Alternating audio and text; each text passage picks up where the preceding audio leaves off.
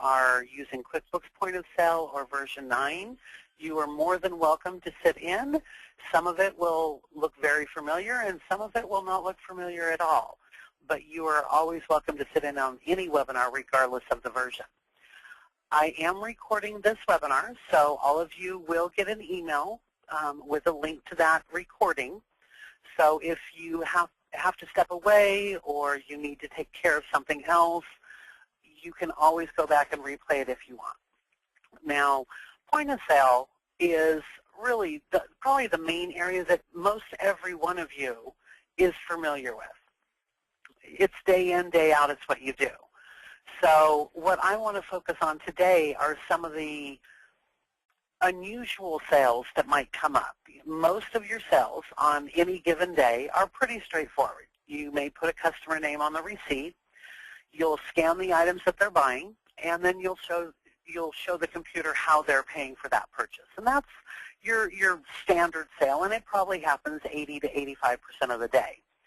It's that other 15 to 20% that I want to focus on today. So customer lookup, I have no customers in my system, so I'm going to go ahead and add in a new customer just so we have one to play with. And just keep it simple.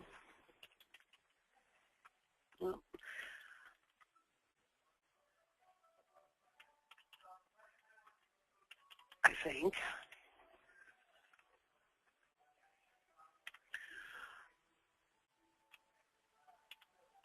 I can't even spell my last name.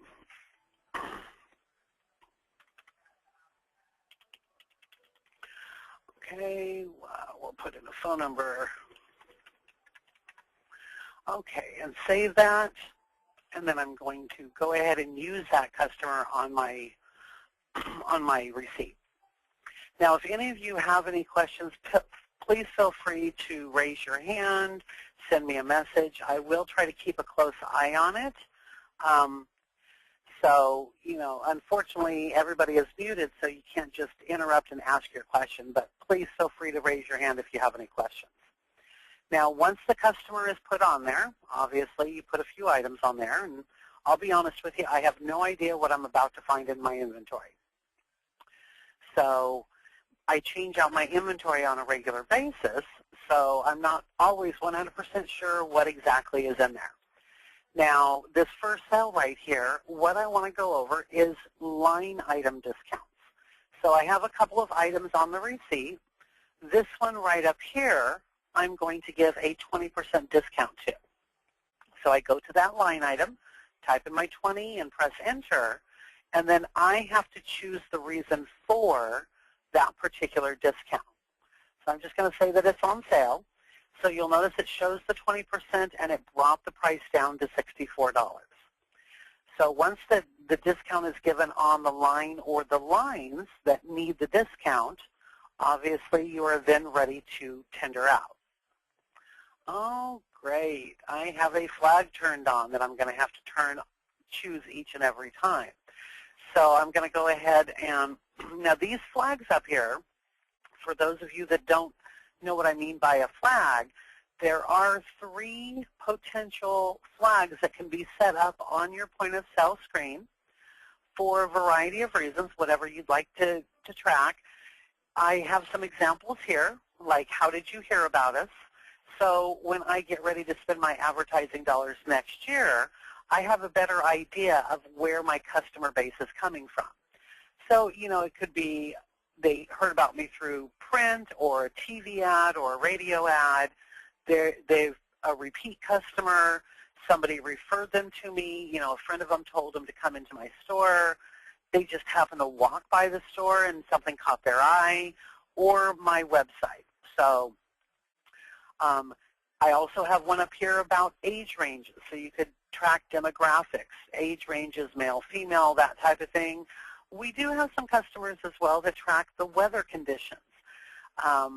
You know, a bright sunny day, as long as it's not too warm, brings out droves of shoppers.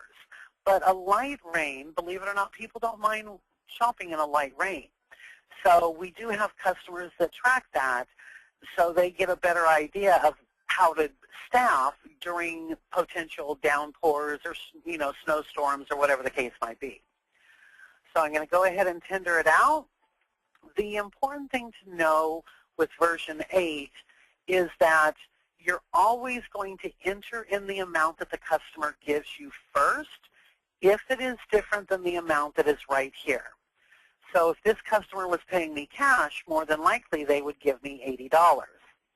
Now, because it is an even dollar amount, I do not have to put the decimal in the zeros, although it will not hurt anything if I do. Once you've entered in the amount they're giving you, then you're going to choose the tender type that they're actually giving you, and in this case, it's cash. So the computer shows that they gave me $80 in cash, and I'm going to owe them $6 in change.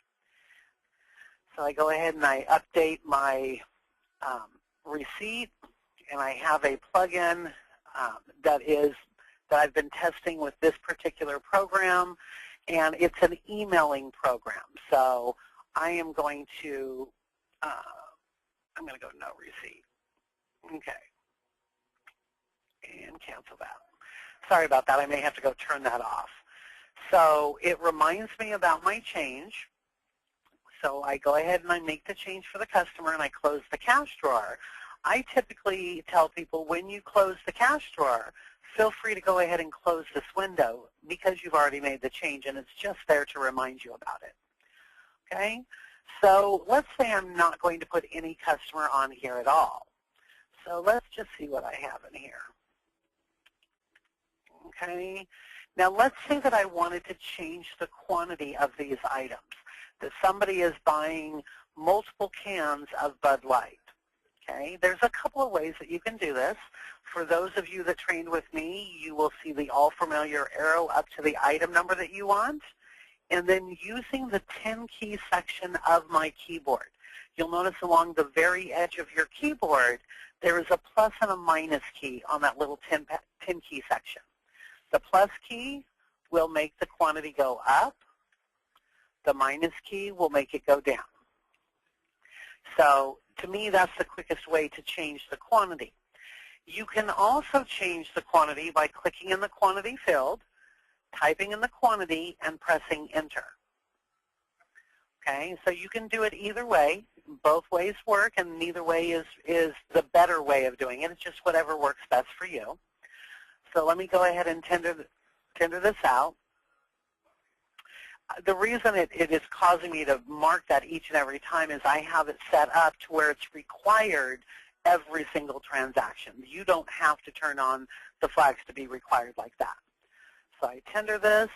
Let's just say for argument's sake that this customer is going to write a check. So typically they're going to write the check for the amount of the purchase, so I don't need to type in the amount. It is the same as what's here, and I'm going to choose check. And I put in the check number and click OK. And I'm going to go ahead and F11, no receipt, there we go. Okay, so this time we looked at line item discounts. Well, okay. We looked at line item discounts, but we didn't look at global discounts. So I'm just going to put a few items on here. Okay, and now if everything that the customer was buying is the same percentage off, you can do what we call a global discount. Now you'll notice the global discount is down here above the total. So I can either give a percentage discount over here, or I can give a dollar discount over here. It just depends on the situation. Maybe you put out a mailer where if they brought in this coupon, they got $5 off their purchase of $50 or more. So I could do a $5 discount, and the computer would figure out what percentage that discount was of the total. Now, as soon as I go to the tender screen, my system, that's going to drive me crazy, my system is set up to take the global discount and spread it evenly over the line items. So just to show you what I mean, you'll notice my discount is no longer down along the bottom, but it's now up on the line items, and it's been spread out over those line items. Okay, so the purpose of that is when I'm running reports, I only have to run a report for one type of discount rather than two different reports because of the two different discounts. This discount up here is considered a merchandise-based discount. And this discount down here is a transactional-based discount. So unfortunately, other than a journal report, there's no report that can show me both transactional and merchandise-based information on the same report. Okay, so that's the main reason that I do that. Let me go ahead and tender this out, and I'm just going to say that they gave me cash. Now, you may notice down here along the bottom, I have a few little dollar bill buttons. Yes, we are aware that Ben Franklin is on all of these pictures, and we know that he isn't realistically on all of these bills. For those of you that it really bothers you, in version 9, you can pick whatever picture you want to put there. So I'm just going to say that they gave me a $10 bill and click on the 10, and it automatically knows that that was given to me in cash, and it calculates my change for me. So for those of you that have touch screens, we can make these buttons bigger, and that's primarily what it was intended for, was for people with touch screens. Okay, so now that that sale is done, I'm going to go ahead and update it. It reminds me about my change, and I'm going to go ahead and close it. Okay, I guess I didn't save when I entered myself into the system, so I'm going to try this one more time.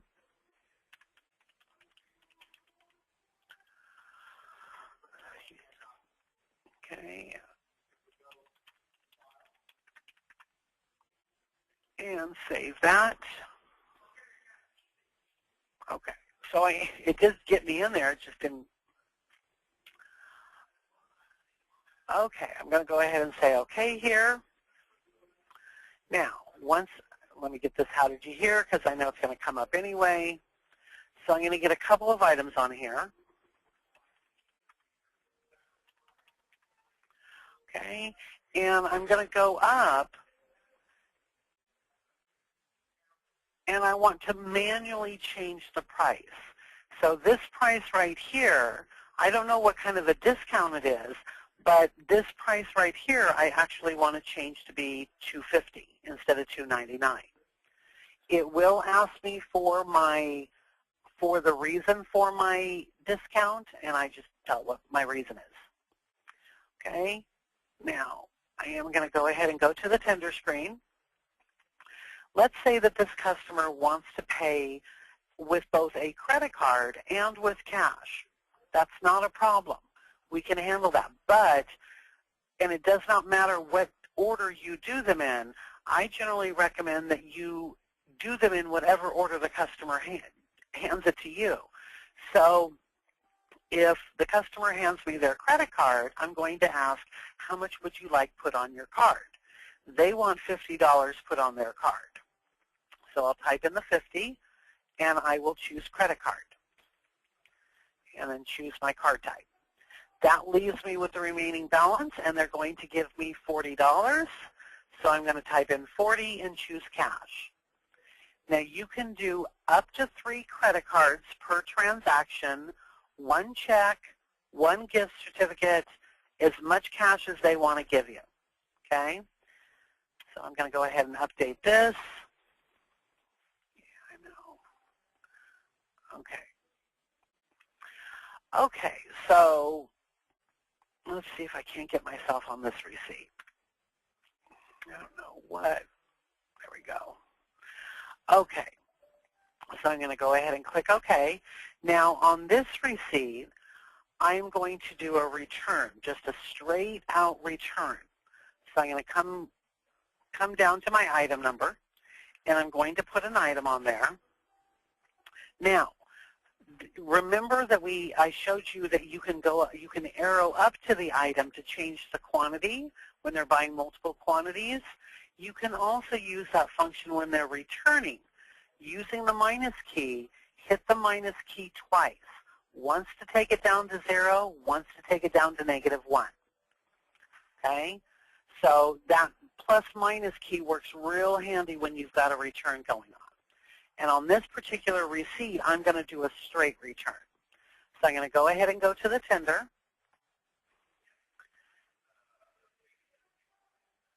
And I'm going to issue this over-tendered amount in the form of a store credit. So I'm going to give them store credit, and then I'm going to go ahead and update the transaction. And before this, I'm going to go change a couple settings that are just really going to drive me crazy. So I'm going to go turn off that flag that is requiring me to choose it each and every time. And I realized that I don't have a proper tax rate on my receipt. So I'm going to uncheck this requirement for how did you hear, and I'm going to come down to taxes and see what I have in here. I got all kinds of taxes in here. So what I'm going to do is I'm going to assign to the store, and I don't know what store I'm selling out of, so I'm going to go Sac City.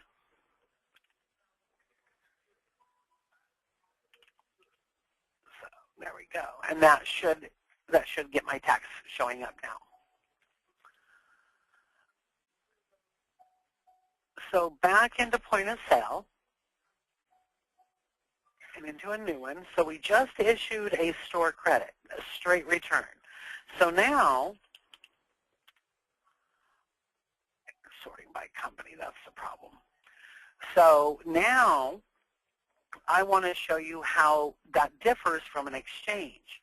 So I put an item on there that they are returning. I also put an item on there for something that they are buying in exchange. So I'm going to go up to this one and make it a negative.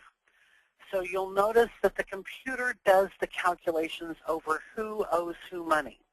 If you see brackets around your total, that means that we're going to owe the customer some money. If I had done it in reverse and did it like this, then the customer owes us money. And I'm actually going to do it the other way around because I want to get some more store credit in there. So I'm going to go ahead and go to the tender screen. Now you can issue the refund back in the method that they originally paid you. If they gave you cash, you can give them cash. That doesn't always work, though, if it's a high-ticket sale. If they're returning a $300 item, you don't want to pull $300 out of your cash drawer because that may be all you have in there. You can tell them that you will issue them a check for the $300, okay? Or you can put it back on their credit card. But be aware that if you put it back on their credit card, check with your processor because most processors are going to hit you with a transaction fee for the return as well as the original sale that you rang up. So not only are you having to take a return, but you're also paying to take that return. So I always, whenever possible, I recommend that you issue store credit. Okay, so I go ahead and update the sale. No receipt. Okay. Okay, so now I'm going to go ahead and put my name back on there. And I'm going to buy a couple of items.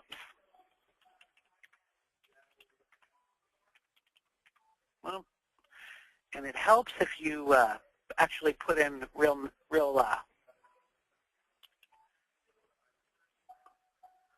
oh, I know what I did. Nothing like turning off your cap locks to really throw you off. Okay, so those are the items that I am going to buy today. As soon as I go to the tender screen, apparently my system is not set up to look at store credit. So I'm actually going to cancel this receipt so I can show everyone where that setting is.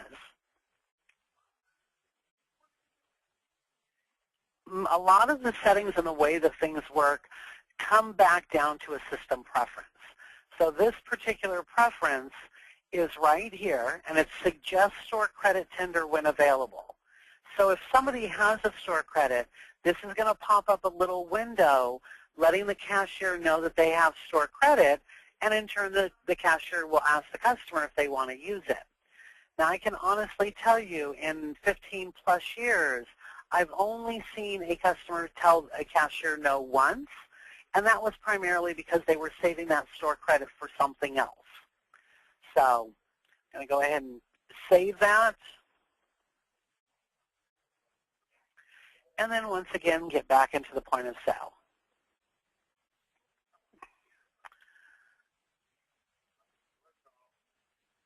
Go ahead and put my name on there. Again, put a couple items on there. Okay, and now when I go to the tender screen, it's going to pop up and say, use store credit, yes or no. Okay, now you may notice on my screen, I also have up here along the top where the customer name is, I have their store credit amount up there at the top. So if I'm paying attention, I'll notice that they have store credit. But it's not always one of those things that you're looking right at the screen when you're dealing with a customer. So I like to have this pop up. I do have some customers that if a customer has store credit, they basically their feeling on it is it's up to the customer to remind me they have store credit. I don't want to remind them to spend their money. I personally like to have it turned on. I think it's a good customer service tool. So I'm going to say yes. It's going to take my $45.13 right off the top and leave me with a balance, and I think I will pay that balance with a credit card, and we'll go ahead and update this. Okay, so any questions about any of the situations that I've gone over so far? Because we're about to get, I'm about to do one that we always get asked questions about, and that is the selling of a gift certificate. Okay, so Karen, you had a question. How can I join it? Okay, how can you show your entire receipt on the screen so you don't have to arrow over to see the entire page? You also have the problem in the voucher. You could. I have not done it to my screen. That's a good question. I have not done it to my screen, but I could design my screen and make this box wider. So if I wanted to, I could make it as wide as I wanted and I had room for. I then, of course, want to move everything else over so it aesthetically looks right.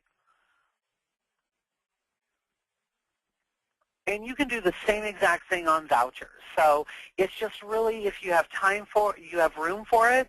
The other thing now, if you are already utilizing your full screen and you still can't see everything there, then what you can do is you can make the font smaller on everything.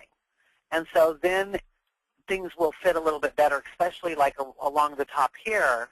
I have mine set, let's see here what font I have here. It looks like I'm a size 10 bold.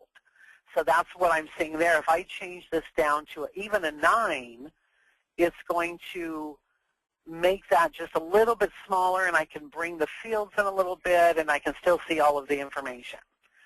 I'm going to put it back because even though I have glasses on, it is easier for my eyes to look at it in a bigger font.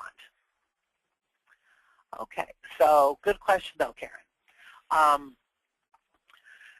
So with gift certificates, the thing to remember when you're selling a gift certificate is that you're not really selling anything. All you are doing is a tender exchange with this customer. It would be the same situation. It would be the same situation if someone came in and they said, oh, can I get change for $1?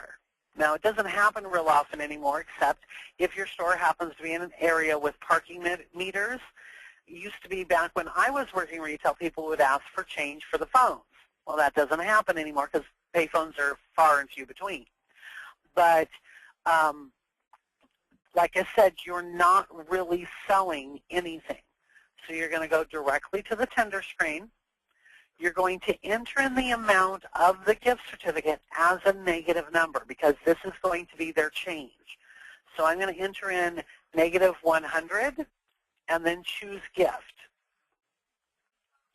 I'm going to enter in the gift certificate number, and click OK. Now you'll notice that the computer recognizes that this is money or change going to the customer, but now there is an undefined amount that the computer will require that gets paid before it will let you finish this transaction. So once you've put in that you're giving them a gift certificate, you're going to choose the way that they are actually paying for that gift certificate. So we'll just put in a check number there and click OK. And you'll notice no one made any profit. No one is walking out with any merchandise. They gave you a piece of paper that is worth $100 in your store, and you in turn gave them a piece of paper that's worth $100 in your store. So that is how you sell a gift certificate. Okay? Now, a lot of times I get asked, well, what if they buy a gift certificate with their purchase? That's okay too. So you scan the items like you normally would.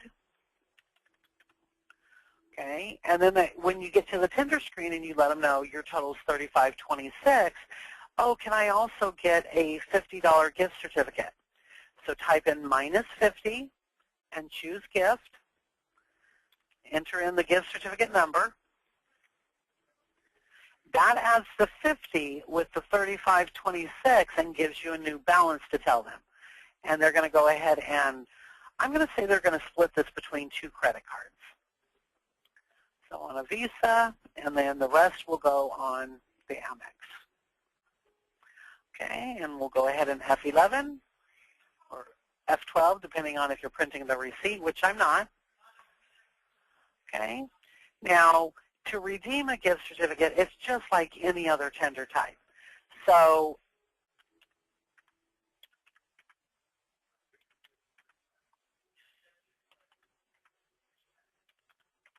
okay, so they have all of these items. Let's change the quantity on a couple of these. Okay, so now I go to the tender screen and they hand me a $100 gift certificate. Well, just as if they'd handed you a $100 bill, you enter in the amount and choose the tender type that they just gave you. You put in the gift certificate number, click OK, and it gives you a remaining balance. That remaining balance they're going to pay in cash. So I'm going to use my quick buttons down here to show $30. And now I'm at undefined of 0, so that means that I'm ready to update the sale.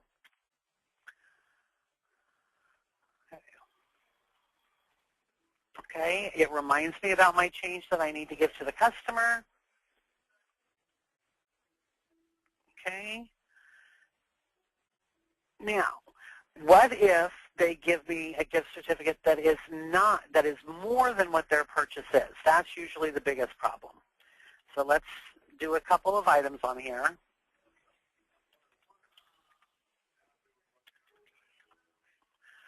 Okay, and they hand me, I go to tender, and they hand me a $100 gift certificate. So I put in the amount of the gift certificate and put in my number. Now, they've over-tendered their gift certificate to me. So you have a couple of options here. What I generally recommend, if their gift certificate is more than their purchase, issue their change in the form of store credit. It still keeps it in the system, and they don't have to hang on to a piece of paper anymore, but it doesn't make you pull cash out of the drawer. Now, I did not put a name on this particular receipt, so, and of course my system is not set up to force me to. So I'm going to put a name on there because I want it to be attached to something, and I'm going to go ahead and issue the store credit now, and then I'll update. So you can issue them store credit, or what you can do, you can also ring up the items.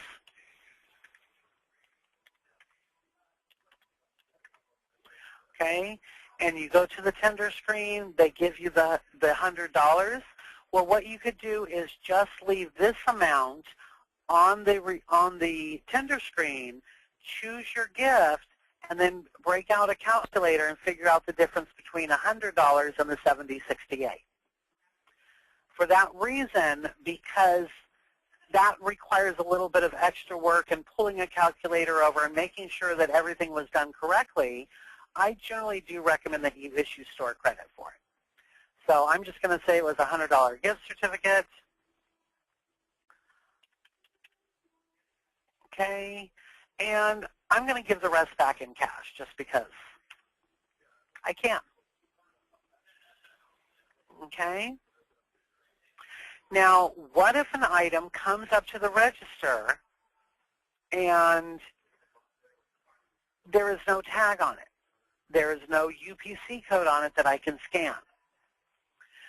You can type in, and because I don't know my inventory, this is going to be tricky. You can type in the first word of the description. So I happen to remember that we had a Bud Light on there, or a Bud, and you'll notice that that's what's in my model number. So by me typing it into the item number field, it pulls it up for me. Now let's see what I get when I do jerky. Okay. It's not the first word, so let's see. Nope. Okay. So if you don't know the first word, like I don't know mine in this particular case, you can also click on the Choose Edit Items button on the side. That will take you into your inventory, and then just like you would in regular inventory, you can use your search, you can use your filter, whatever happens to work for you. Okay, and let's just say that I was looking for the Heineken. Okay. Now that I know some of the things that are in there, I can also type in the word, and it will bring me up a list if there are more than one that match it. So I'm going to go ahead and choose that, and then I'm going to go ahead and tender it out. And we'll just say that they're going to put it on a credit card. Okay. I would turn this off, but it's a little more involved to turn it off than just going and flipping a switch. So let's say I'm just going to put a customer on here. Okay, we'll put a couple of items on here.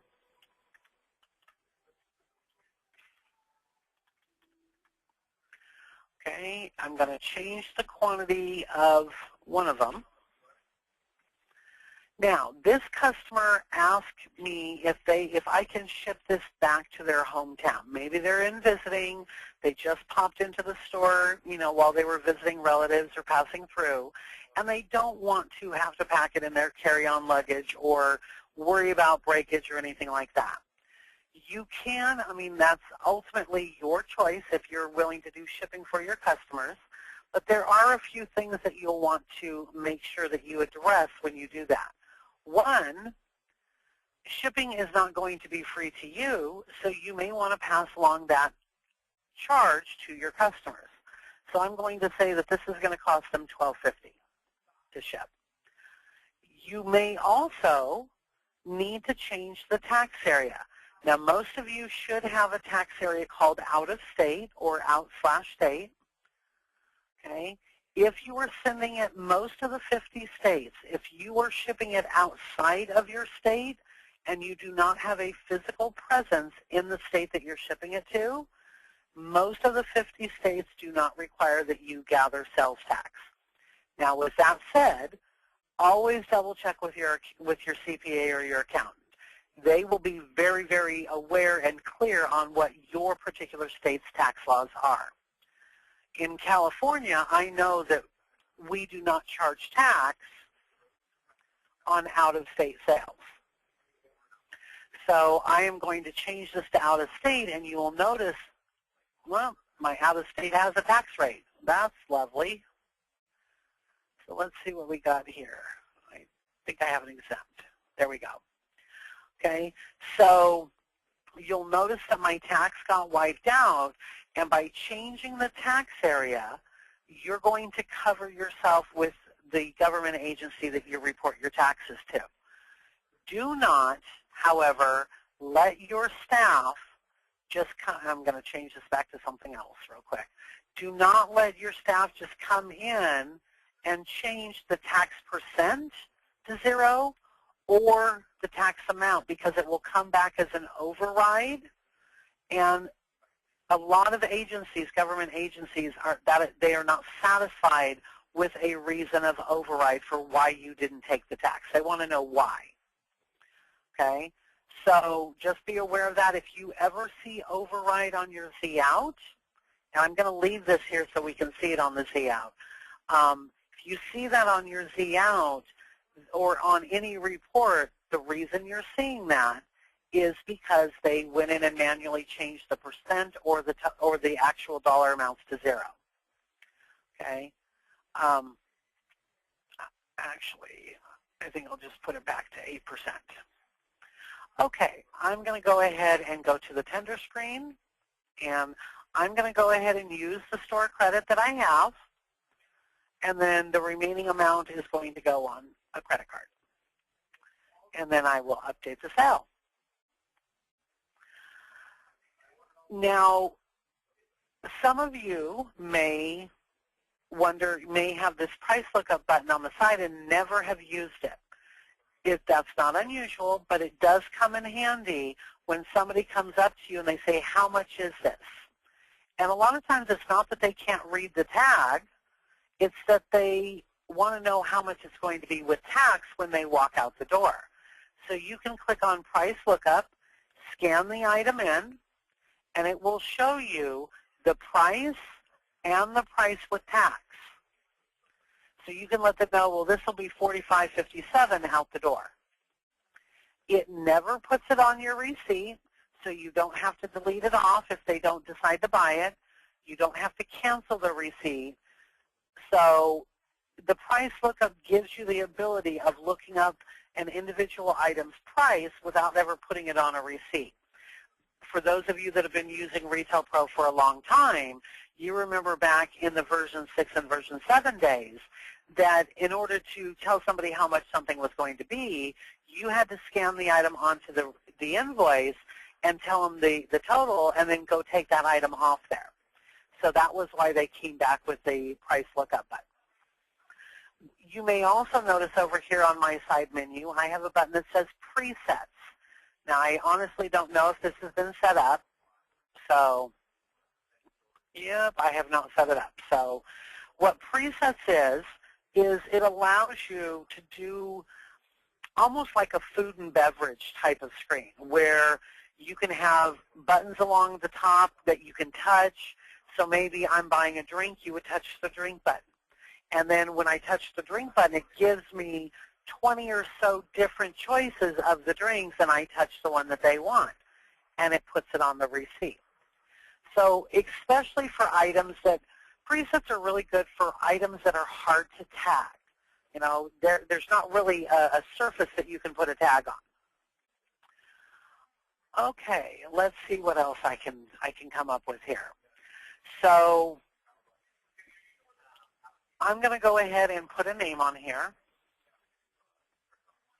And let's just say, for argument's sake, I wanted to see this customer's history. So I've put their name on there. If I click on this button, it will take me to their name, and I can then look at the history, and it will show me all of their receipts. And as I choose each receipt, you will notice, it's still catching up with me, the items that you see down below are going to change depending on which receipt I'm on. Okay? There is a find button, so if you're looking for a specific item, you can use the find option.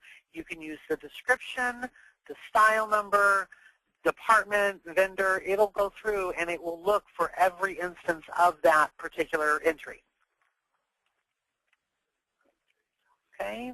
I'm going to go ahead and back out. I just wanted to show you that. So I'm going to go ahead and put a couple of items on here. I don't even know if I have that many. I do. Well, that's good to know. I have more inventory than I thought. Okay. So here is my total, and something causes this customer to tell me, oh, hang on a second, I'll be right back. And it never seems to fail.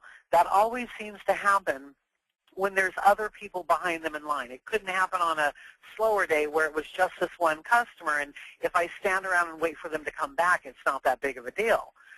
It always seems to happen when there's other people that need to be rang up. So if that is the case, put them on hold and help the next customer. Okay?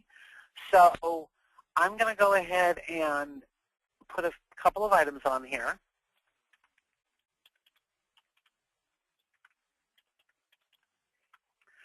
Okay? And now I'm going to give a discount here, but if the discount is higher than what I'm allowed to give, it will give me a message. I'm logged in as sysadmin, so it's not going to give me the message. But if your system is set up that your cashiers can only give up to a certain percentage to the customer, what you can do in those cases where they do need to ring up somebody that has access to, they need to ring up a customer and give them a higher discount. You'll notice there is this log in and out button up at the top. Have the manager come over, click on log in and out. They put their login name there and their password, and they log in over the top of the cashier. They then give the discount. I'm just going to say 80%. Okay?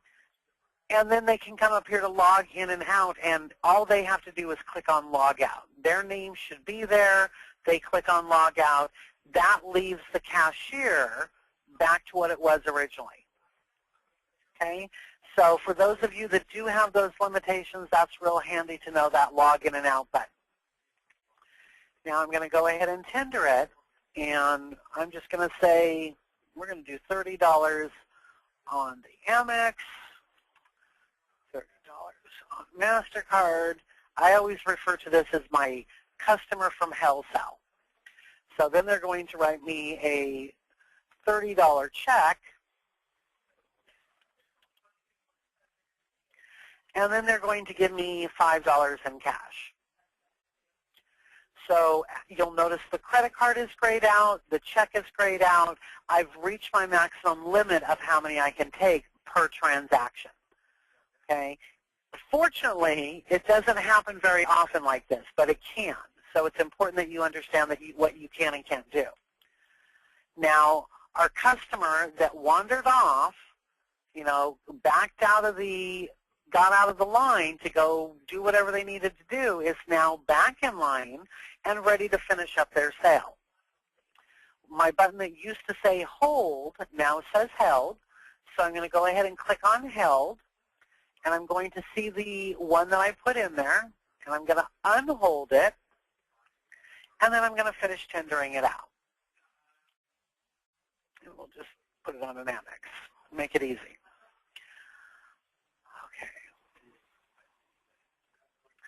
Okay.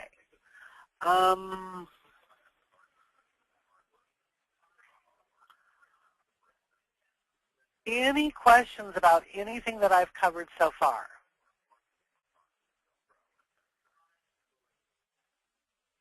Okay. I can't think of anything else, point of sale, as far as the receipt goes, that I have not covered. We've covered gift certificates, store credit, returns, exchanges, holding, lookup.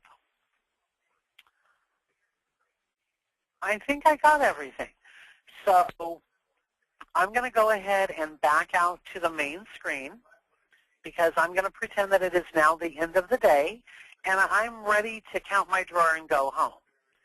So I back out to the main screen, and I'm going to go, first thing I'm going to do, since so many of my settings have not been correct, I want to check my settings for my XE out first. So if you'll just bear with me a moment.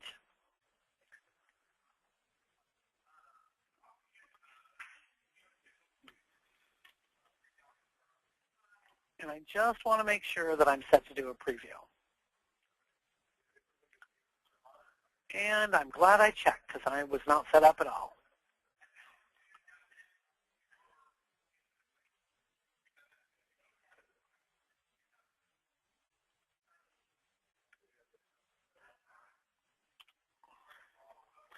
Okay, and then I'm going to go ahead and save that.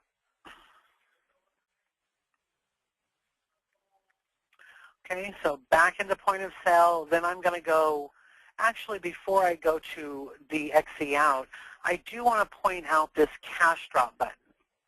And you will see this cash drop button. You can see it in your former receipts. I'm going to go ahead and add it in there. Okay, so if you need to drop money into the safe midway through the day, whether it's a normal thing that you do every day at the same time, whether it's just because it's the holidays and you've just got too many 20s in the drawer, you can use this cash drop button and it will bring up a window where you can type in the amount that you're taking out of the drawer, put in a comment for the reason that you're doing it, maybe too many 20s or 3 o'clock drop or whatever it happens to be. You click OK, and it will create a, let's just go, it will create a receipt that shows you your cash drop fee and then the reason that the reason that you put it in there. Okay? I'm going to go ahead and say no to this. Now the cash drop will show up on your Z out. When we do the Z out, you will see that it will show up. I also wanted to show you gift receipts. So if somebody says, let me just come to this one right here, that'll work. And they say, you've just finished ringing them up. You're on a new blank receipt, and they ask you at that point, oh, can you, so I'm on a new blank receipt just like this, and they say, oh, could I get a gift receipt? Sure, not a problem. If you back out one level, you should be on the receipt that you just rang up.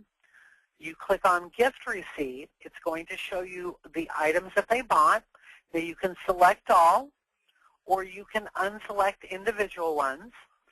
Then the next thing that you'll need to ask them is, do you need a separate receipt for each item, or is it okay to put all of those items onto one gift receipt? Depending on what they answer, you'll click on that particular choice. Okay, I just thought of a transaction type that we have not gone over, and that is for those of you that offer charge accounts. For those of you that offer charge accounts, let me get into my file and make sure I'm set up to do that. So I'm going to set my AR to yes. There is a setting in preferences that will restrict you from using the charge tender unless the customer is on the receipt and that customer has been set up as an accounts receivable customer. So I'm going to go ahead and save my changes. That's the customer I want to put on there. I'm going to go ahead and put a couple of items on here. Okay. And they want to charge this to their account.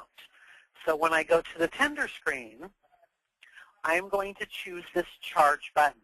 Now up until now, this button has been grayed out, and the reason being is I either didn't have a customer on the receipt or the customer that I had on there had not been marked as AR yes as of that point.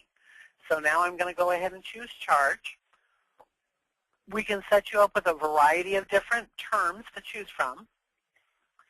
Okay, or you don't have to have any terms at all, and you just click OK. The computer, based on this tender type, does not expect you to put anything into the drawer. This is something that is going to be paid for later. So I'm going to go ahead and update the sale. Okay. Now that particular customer comes in 3 weeks later, and they need to know what their balance is. Unfortunately, if you're not linking with an accounting software, the only way that you're going to be able to tell them what they owe is to go into that customer's history and add up all of their charge receipts. Now, I only have the one, so it's really easy. I can let the customer know 106.33. But if they routinely charge to their account, I may have to add up all of those charges to give them a balance. If you link with an accounting software, it's actually easier to go into the accounting software and get them their balance. And that's actually where your invoices, the bills that you send them would be at. So this customer has come in to make a payment on their account. You're not going to put any items on here. You're going to come down to this fee field, and you're going to enter in the amount of the payment that they are making. Okay? And I am going to do a POA, or a payment on account. Okay? So that way I can report that this customer has made their payment. I just need to go to the tender screen and show how that payment was made. So they're going to issue me a check, and I click OK, and now everybody's happy. Okay?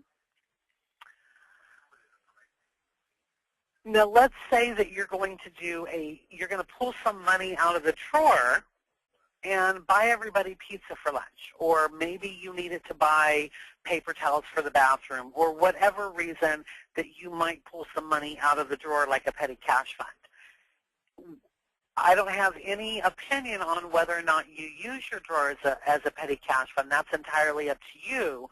But anytime you pull money out of that drawer, it is important that there is a record of what you've done. So if you're pulling money out, you're going to enter it into the fee field as a negative amount, because this is money that's going to come out of the drawer. So it's going to kind of look like change. So I'm going to take $20 out as a paid out, and then I'm going to go to the tender screen, and I'm going to show that I'm taking that in cash. Okay. Now, if I head off to the store and I go buy the paper towels, I come back and I have $1.21 in change left. I could come over here to the fee field and put in $1.21, and I could have a paid in as well. I don't, so I'm going to go ahead and choose paid out again. But I'm going to show when I go to the tender screen, I'm putting that back into the till. Okay? That way I have created a record of when I took the money, who took the money, and I could even put a comment in the comment field if I wanted to of what that money was for.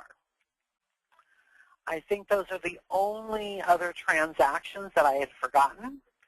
So I'm going to go ahead and back out to the main screen, and I'm going to get into the XZ out.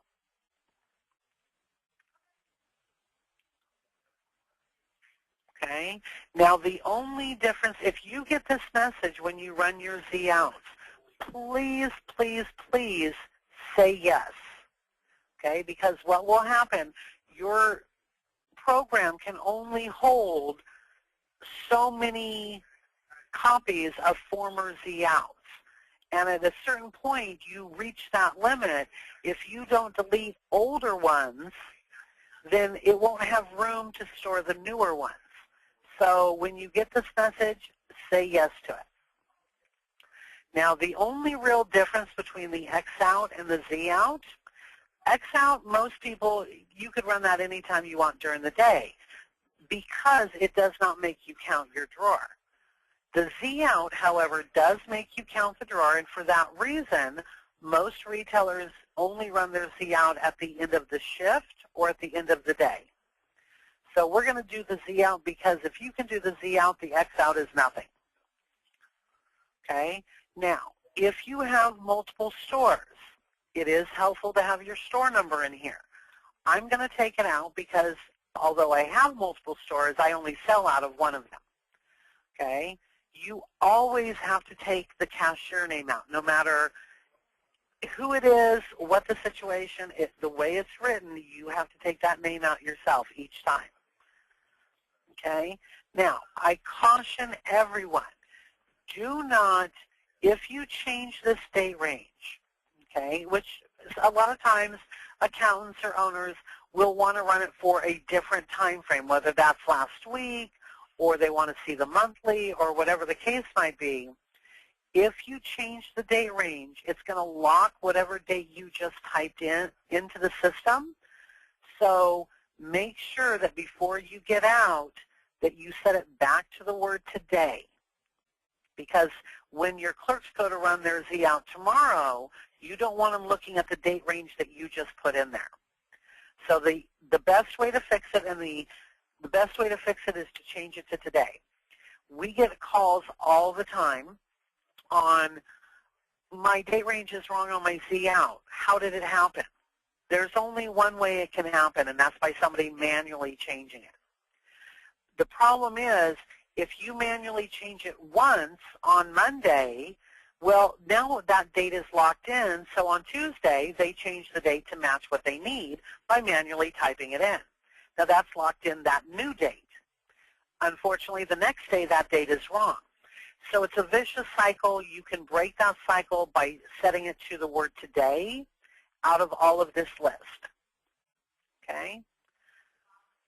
So that's the quickest, easiest way to fix it, and you don't need to give us a call and spend two minutes on the phone with us explaining to you why that happened. You now know why it happens. Okay? I'm also going to turn on my listing of my different tender types. Now, there are some tender types in here that I did not take, and if I didn't take them, they just won't show up on my Z app, so it doesn't hurt to have them checked. I'm going to go ahead and save my choices.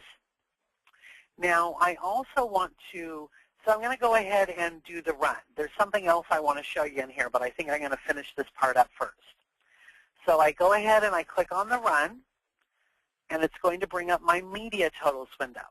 Now, in the begin field, you're going to put what you began with in cash when you started your day. So if your float is 250, you're going to put 250 here. I'm going to go ahead and put 300. Now, if I start with 300 today, I'm going to try to leave 300 for tomorrow. Then I'm going to click on this little button right here, the count button, and I'm going to go through and I'm going to count my drawer. Now, I am not separating out the 300 from everything else yet. I'm counting everything that's in the drawer, what I started with, what I added to it, what I might have taken out.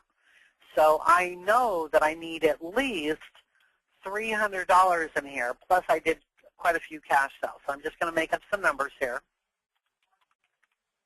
Let's do 10 there. Okay, so there are my counts. I go ahead and I click OK. Now I need to verify my non-cash. So I'm going to go to the non-currency and open up the list here. It shows that I have 4 checks, and I have my system set to automatically mark them. I verify that I do, in fact, have 4 checks in the drawer, and all of the totals match up what I have here. I then go to my credit cards. And again, I have 10 credit cards. They are pre-checked for me. I count my slips. I have 10 slips. They must all be there. It's letting me know about my one charge. I did 5 store credits and 5 gift certificates. Once I have verified, gift certificates, if they're giving you the gift certificate, there's going to be something for you to compare against. If you issue the gift certificate, a lot of times there's nothing left in the drawer for you to verify. And that is the case with the charge store credit as well. So it's more or less you just being able to see the list of how many you did today. If you have an extra check or an extra credit card that is not in your list, you'll notice there is an insert button down here at the bottom. This insert button will let you choose the non-cash type that you need to insert. Just be aware that if you insert something, it is going to tell you that you don't balance in that particular tender type because your total doesn't match up with the computer's total. Okay, so I'm going to go ahead and click OK. Now, I typically recommend that you have your cashier put their name or their initials in the remarks field. Because you had to take the cashier name out of this spot, by having them put their name in the remarks, if you have any questions or you need to go back and talk to the person that did the counting, you can quite easily tell who actually ran the ZL. So I'm going to go ahead and click OK. Big surprise, I don't match in dollars. If I had matched exactly the first time, I would have been extremely surprised. Now, if you say no here, it will take you back to that media totals window so you can recount. If you say yes, it will reconcile, and you'll be able to see how far off you are, and then you can still go back and recount if you want.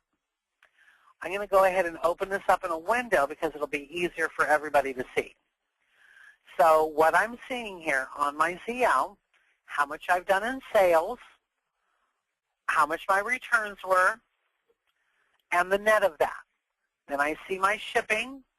I see any fees that I might have put in there. Keep in mind this return was that paid out amount I took out to go get paper towels. Okay? Then you get this next section right here. I always refer to it as the net section. I do also recommend that you don't get terribly hung up on this. And this is a perfect example why. You'll notice that my store credit shows 0. But I did store credit today. I gave out a lot of store credit today. Why is it saying 0? Because everything that I gave out, I ended up using. So it nets out to a 0. If you try looking for the one gift certificate sale for $150, you will not find it. You will find multiple gift certificate sales that added up to $150, but you're not going to find a single transaction for that, unless that was the only transaction.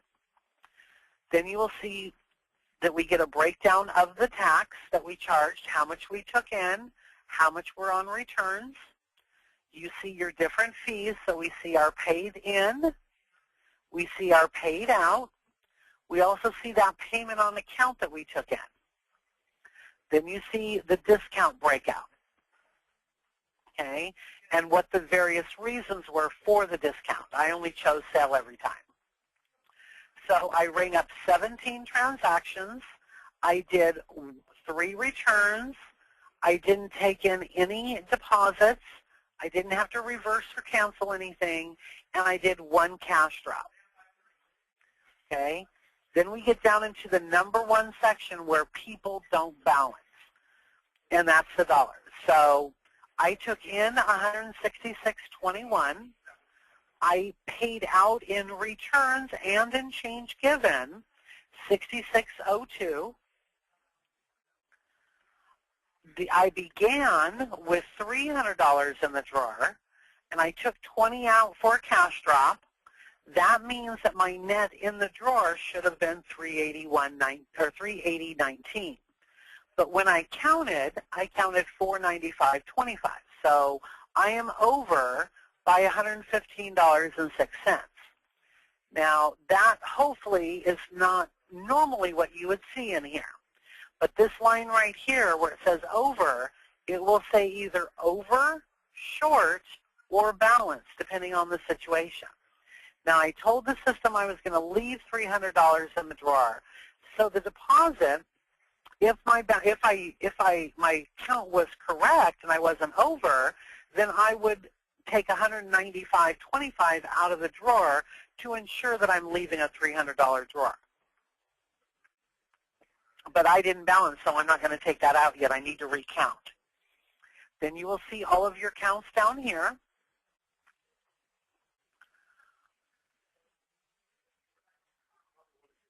Okay, so Karen, how about sales tax holiday on items up to 99.99 cents?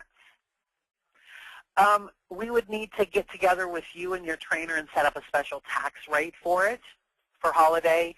Some states, for those of you that aren't aware, some states do special promotions. The state actually does it where either you don't pay tax up to a certain amount if you're buying clothing, or if it's a back-to-school time, or if it's holidays.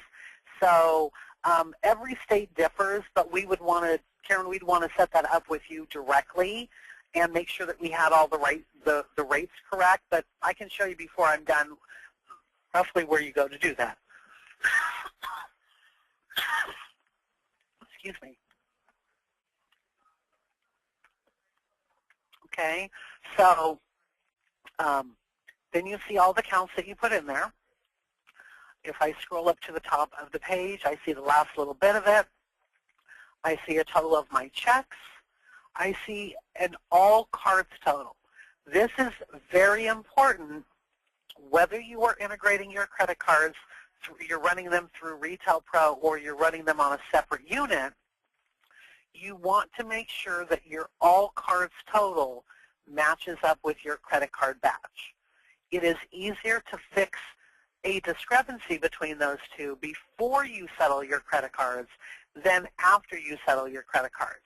If you don't find the mistake and you settle your credit cards and then you find the mistake, then you have to get the bank involved and you have to, kind of jump through hoops to get it taken care of.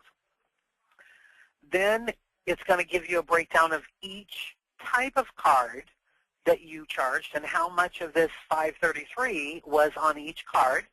If you don't take any Amex today, it just won't show up. Then you see your charge, you see your store credit, you see your gift certificates.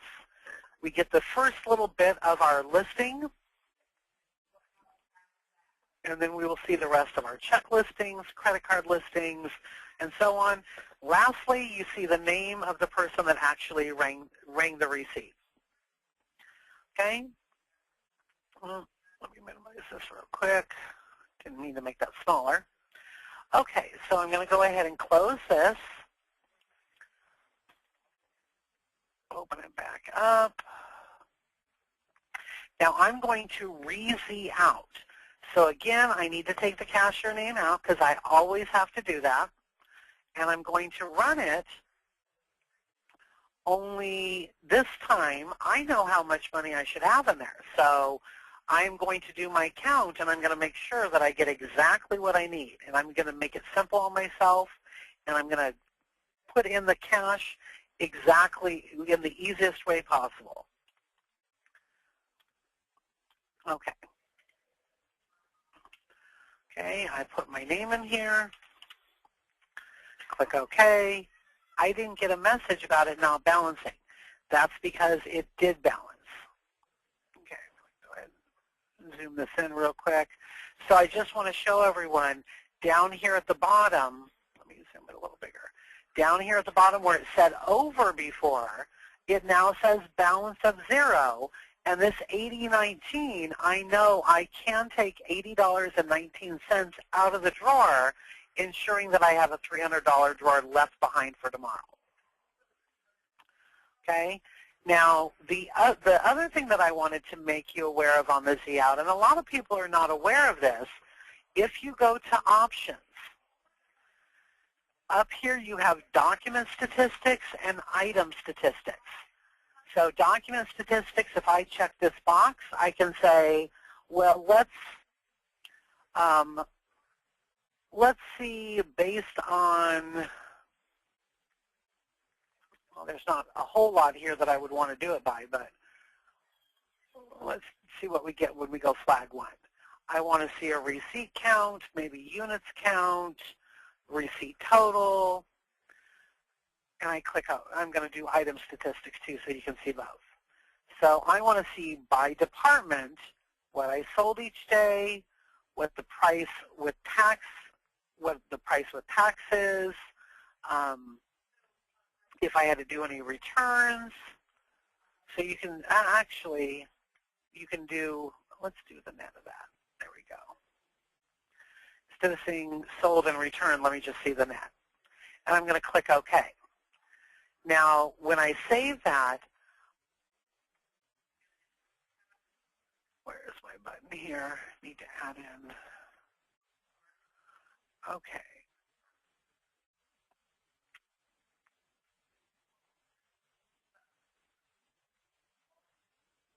Okay.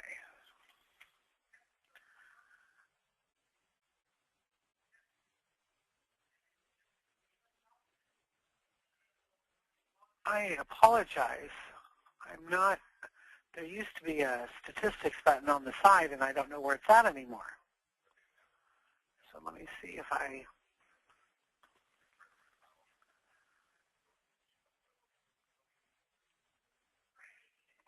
it's not there either. I apologize for showing you something that I can't follow through with. Let's see. Oh, I know what it is. Okay.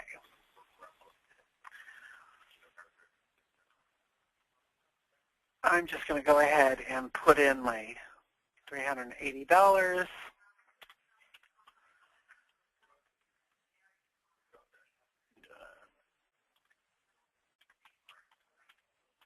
Okay.